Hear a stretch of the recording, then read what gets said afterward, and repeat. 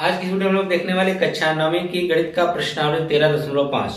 तो 13.5 में हम लोग यह देखने वाले हैं कि यह आयतन से संबंधित चैप्टर है। ठीक है, इसमें हम लोग घनाभ और घन से संबंधित इनका हमको आयतन निकालना है। ठीक है, तो आइए देखते हैं चित्र के माध्यम से। पहले यह समझ लेते हैं कि आयतन होता क्या है।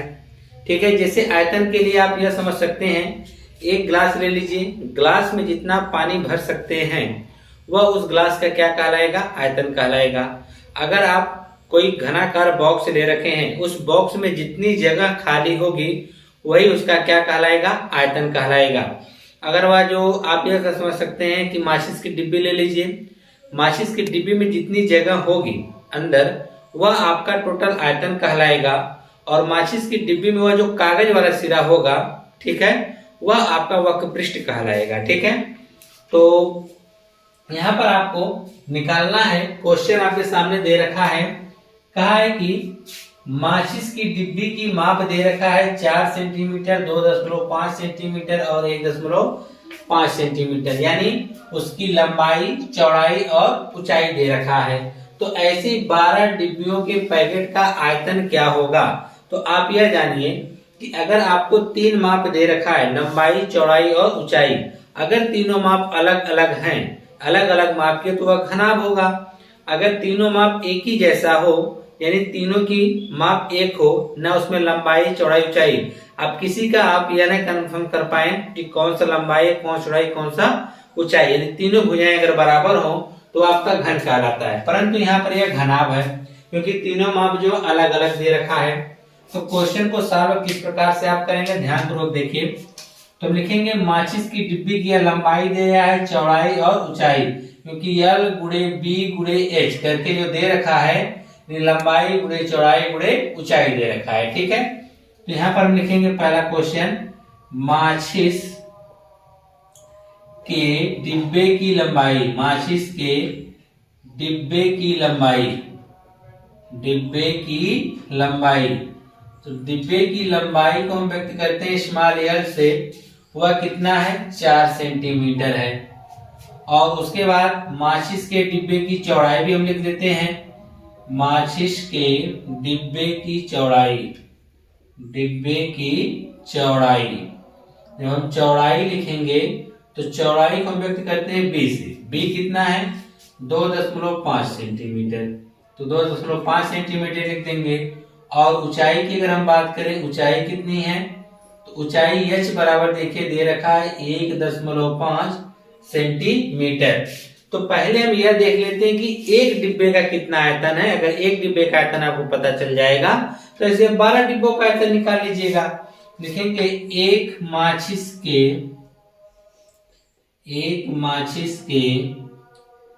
डिब्बे का आयतन, डिब्बे का आयतन, तो हम पहले एक का निकालेंगे। तो यह किसके आकार का? घनाभ के आकार का है। तो घनाभ का आयतन क्या होता है? लंबाई गुणे चौड़ाई गुणे ऊंचाई।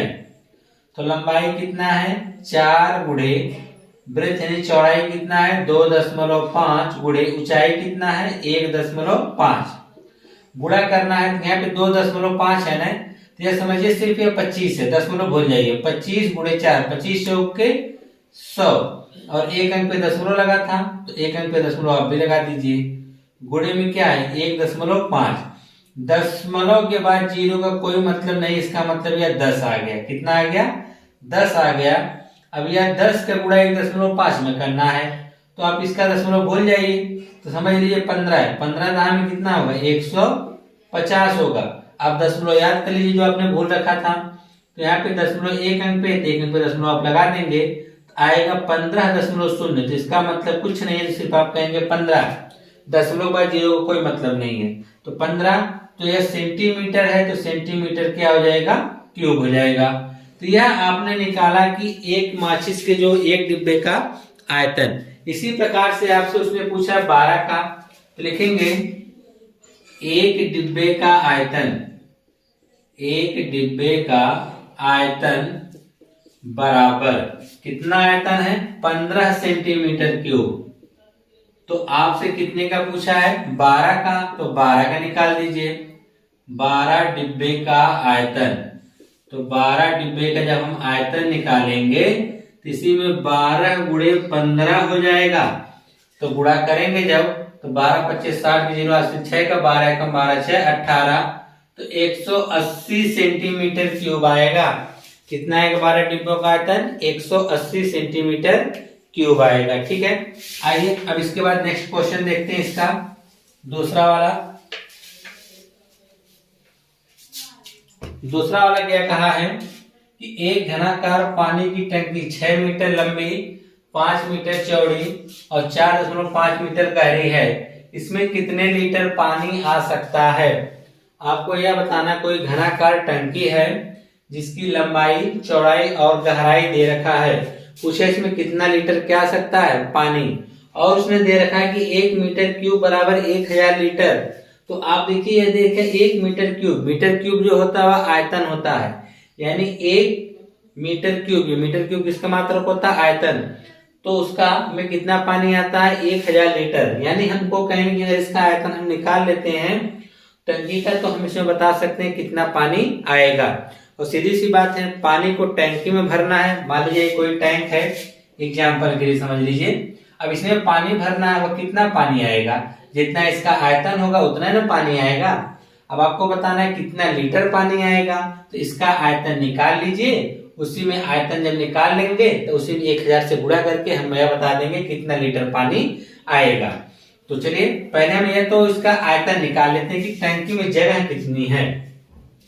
तो दूसरा सवाल, घनाकार या घनाभकार टंकी की लंबाई, तो टंकी की लंबाई को हम व्यक्त करते हैं यल का माप कितना है? 6 मीटर। तो चौड़ाई कितनी होगी इसकी? चौड़ाई b बराबर 5 मीटर और गहराई इसकी यानी ऊंचाई की हम बात करेंगे, गहराई h बराबर 4.5 मीटर। तो इसमें पूछा है कि इस टंकी में कितना लीटर पानी आ सकता है, तो जितना इस टंकी का आयतन होगा। तो देखिए घनाकार टंकी का आयतन, घनाभकार टंकी का आयतन कैसे पता चलेगा कि इसका आयतन निकालना है? क्योंकि इसमें पानी भरना है ना, तो पानी आप खाली जगह में भरेंगे, खाली जगह क्या होता है? आयतन कहलाता है। तो आयतन हो जाएगा लंबाई गुणे चौड़ाई गुणे ऊंचाई। तो लंबाई कितना है? 6, चौड़ाई कितना है? 5, ऊंचाई कितना है? 4.5। तो गुणा कर दीजिए, 5 6 30 गुणे 4.5। अब इसका गुणा करना है, तो ये समझ लीजिए यह 45, दशमलव आप भूल जाइए अभी के लिए, कुछ टाइम के लिए। तो यह 45 में 30 का गुणा करना है। तो चलिए 45 में पहले हम 3 का गुणा करते हैं। तो 45 में अगर आप 3 का गुणा करने जा रहे हैं तो 5 3 15 के 5 हासिल 1 का, और यह हो जाएगा 4 3 12 1 13 135। इसका एक जीरो याद कर लीजिए और एक अंक पे क्या लगा दीजिए? दशमलव। तो आया 135.0 के बाद कोई मतलब नहीं है, तो 135 क्या है? Metre cube. ठीक है, तो टंकी का आयतन जो हमको पता चल गया 135 मीटर क्यूब है, और हमको पता है कि 1 मीटर क्यूब बराबर 1000 लीटर। तो 135 मीटर क्यूब बराबर कितना होगा? तो लिखेंगे कि 1 मीटर क्यूब बराबर 1000 लीटर। तो हमको निकालना कितना है? 135 मीटर क्यूब बराबर, तो 135 में हम 1000 से गुणा कर देंगे तो आ जाएगा 135,000 लीटर। यानी उस टंकी में कितना पानी आएगा?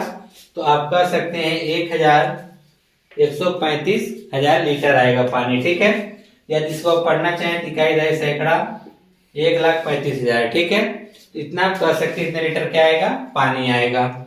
नेक्स्ट क्वेश्चन देखिए इसका तीसरा वाले में क्या कहा है।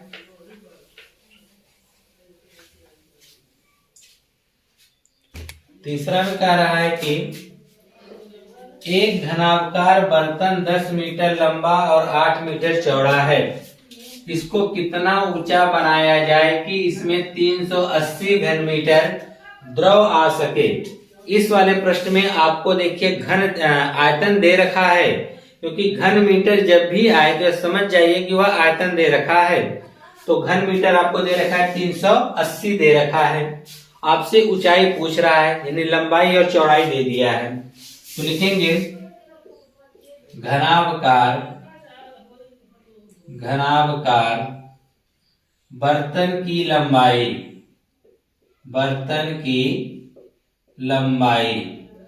तो बर्तन की लंबाई को हम व्यक्त करेंगे L से, वह कितना है 10 मीटर। तो चौड़ाई इसकी कितनी है, तो चौड़ाई B बराबर हमारा है 8 मीटर। और इसकी ऊंचाई तो आपसे पूछ दिया है, ऊंचाई h ही तो पूछा है। अच्छा, और दिया है कुछ जी? बिल्कुल, इसमें 180 घन मीटर द्रव आता है ना, तो घन मीटर जो जब भी मात्रक देगा वो किसका होगा, आयतन का होगा। तो बर्तन का आयतन घनाभकार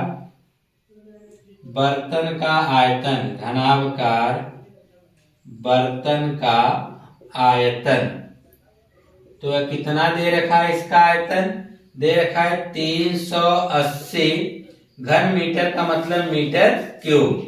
तो जब घनाभकार बर्तन का जो सूत्र होता है क्या होता है, लंबाई गुणे चौड़ाई गुणे ऊंचाई। इसका अगर हम गुणा करें तो कितना आना चाहिए 380। तो लंबाई कितना है 10, चौड़ाई कितना है 8 गुणे ऊंचाई h बराबर 380। अर्धहा में 80 कर लीजिए, या आप एक जीरो इसका काट दीजिए, 8 को उधर भेज दीजिए, तो h बराबर हो जाएगा 38/8। 8 से अब आपको भाग करनी पड़ेगी, तो चलिए भाग कर देते हैं। h बराबर 8 से होके 32 4 बार जाएगा, ठीक है। अब 8 से होके 32 4 बार जाएगा, 6 बचेगा, 10 लगा दिए, 0 बढ़ा दिए, 8 से 56 हो जाएगा। 56, तो 56 में से अगर आप इसमें से देख लीजिए यहाँ पर, तो कितना है 38। तो हम 4 में ले जाएंगे, 8 से होके 32, 6.0, 8 सते 56, 4.0, 8 बचे 40। तो h का मान जो आएगा 4.75 मीटर। क्या आएगा, 4.75 मीटर आएगा, ठीक है। तो यह तो था आपका तीसरा वाला क्वेश्चन। आइए अब चौथा देखते हैं कि चौथा किस प्रकार से हल करने वाले हैं। तो देखिए चौथा कहा है कि 8 मीटर लंबा, 6 मीटर चौड़ा और 3 मीटर गहरा एक घनाभकार गड्ढा खुदवाने का खर्च 30 रुपया प्रति मीटर स्क्वायर की दर से होने वाला व्यय ज्ञात कीजिए। कोई देखिए गड्ढा खुदवाना है, 8 मीटर लंबा, 6 मीटर चौड़ा और 3 मीटर गहरा खुदवाना है, ठीक है। और गड्ढे जो खुदवाने का जो खर्च है वह 30 रुपए प्रति मीटर स्क्वायर की दर से है। कितने का है, 30 रुपए प्रति मीटर स्क्वायर की, नहीं सॉरी, मीटर स्क्वायर नहीं, मीटर क्यूब होगा यहाँ पर, ठीक है। मीटर क्यूब प्रति मीटर क्यूब की दर से आपको खुदवाने पर कितना व्यय होगा। तो सबसे पहले हम यह देखते हैं कि गड्ढा जो है खुदवाया जा रहा है वह कितना उसका आयतन होगा, उसमें कितना गहरा खोदना पड़ेगा। सबसे पहले हम गड्ढे को निकाल लेते हैं कि गड्ढे का आयतन। तो चलिए लिखेंगे गड्ढे की लंबाई, गड्ढे की, यह चौथा है ना, गड्ढे की लंबाई। तो गड्ढे की लंबाई को हम व्यक्त करते हैं L से, वह कितना है 8 मीटर। तो चौड़ाई हम बताएंगे कितनी हो जाएगी, चौड़ाई B बराबर हो जाएगा 6 मीटर और गहराई इसकी कितनी हो जाएगी, तो गहराई H बराबर हम देखेंगे तो आएगा 3 मीटर। तो चलेंगे गड्ढे का हम आयतन निकाल लेते हैं, कितना होगा गड्ढे का आयतन। तो गड्ढे का आयतन जो हमारा होगा लंबाई गुणे चौड़ाई गुणे ऊंचाई हो जाएगा, ठीक है। लंबाई कितना है 8, चौड़ाई कितना है 6, ऊंचाई कितना है 3। तो हो जाएगा, इसका गुणा कर दीजिए, तो हो जाएगा 8 48, 48 में अगर आप 3 का गुणा करेंगे तो 144, ठीक है। कितना हो जाएगा 144 और यह हो जाएगा मीटर क्यूब। यानी जो गड्ढा खुदवाना है वह 144 मीटर क्यूब यानी इतना उसको गड्ढा खुदवाना है। ठीक, उस गड्ढे का आयतन कितना आ रहा है 144 मीटर क्यूब, इतना गहरा उसको गड्ढा खुदवाना है। लेकिन इसने कहा है कि प्रति मीटर क्यूब का जो खर्च वह कितना है 30 रुपया है। लिखेंगे 1 मीटर क्यूब का जो खर्च आ रहा है वह कितना आ रहा है 30 रुपए। तो हमको कितने का निकालना है 144 मीटर क्यूब का खर्च निकालना है ना। तो इसका खर्च हो जाएगा 144 गुणे 30। तो हम 3 का गुणा करेंगे 6 3 12 10 लेकर 6 3 12 13 से लेकर 3 1 3 1 4 है, जीरो बढ़ा लेंगे, आएगा 4320 रुपए। यानी इतना अगर 8 मीटर लंबा 6 मीटर चौड़ा और 3 मीटर गहरा अगर खुदवा रहे हैं गड्ढा और 1 मीटर क्यूब का खर्च, यानी 1 मीटर क्यूब का मतलब यह होगा कि 1 मीटर लंबा 1 मीटर चौड़ा 1 मीटर ऊंचा अगर गहरा गड्ढा कोई खोद रहा है तो कितना रुपया लेगा 30। तो यहाँ पर हमको टोटल कितना मिला 144 मीटर क्यूब गड्ढा खुदवाना है। तो 144 में 30 का गुणा करेंगे तो 4320 रुपया आएगा। ठीक है, आइए